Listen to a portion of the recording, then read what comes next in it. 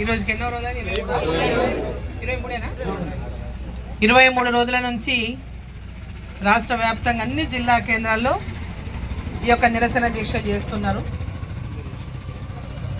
మరి ముఖ్యంగా ఈ యొక్క సమగ్ర శిక్షా ఉద్యోగుల సంఘానికి అందరికీ కూడా భారతీయ జనతా పార్టీ తరఫున మేమందరం కూడా మీకు అండగా ఉంటామని చెప్పి సందర్భంగా నేను తెలియజేస్తా ఉన్నా.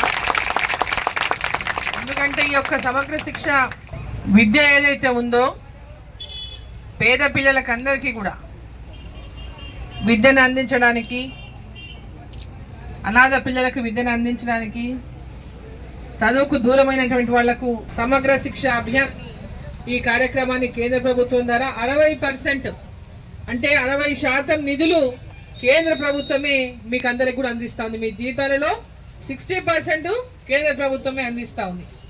ఈరోజు రాష్ట్ర ప్రభుత్వము ఆ 60% కూడా ఇచ్చినవి కూడా చక్కగా చెల్లించకుండా ఈ 40% వాళ్ళు ఇవ్వాల్సిన వాటిని ఇవ్వడం లేదు సరి కదా. 60% కేంద్రం ఇచ్చిన నిధులు కూడా మీకు సరిగ్గా అందించినటువంటి పరిస్థితి ఈరోజు ఈ రాష్ట్రంలో నెలకొన్నది.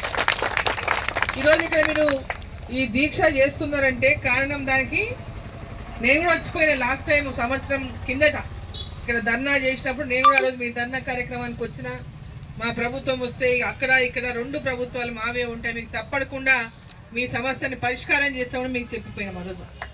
కానీ దురదృష్టవశాత్తు రాష్ట్రంలో కాంగ్రెస్ పార్టీ అధికారంలోకి వచ్చింది. కాంగ్రెస్ పార్టీ కూడా ఇప్పుడు ఉన్నటువంటి ముఖ్యమంత్రి ఆనాడు పిసిసి అధ్యక్షుడు ఉన్నాడు. ఆ రోజు వచ్చి మొత్తం ఆయన కూడా ప్రమాదం అంటే చాలా ప్రామిసులు చేసిపోయిండు.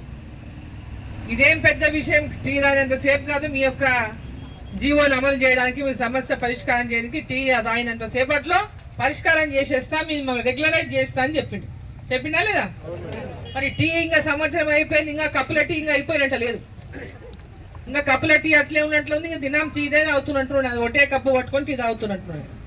మరి ఇప్పటిదాకా కూడా మరి ఈ ఇచ్చినటువంటి మాటను నిలబెట్టుకునేటువంటి ఈ ముఖ్యమంత్రి తాము ఇచ్చినటువంటి హామీలు ఏవైతే ఉన్నావో ప్రజలకు ఇచ్చిన హామీలు ఖచ్చితంగా నిలబెట్టుకునేదాకా భారతీయ జనతా పార్టీ మీకు అండగా ఉంటుందని చెప్పి ఈ సందర్భంగా నేను తెలియజేస్తాను.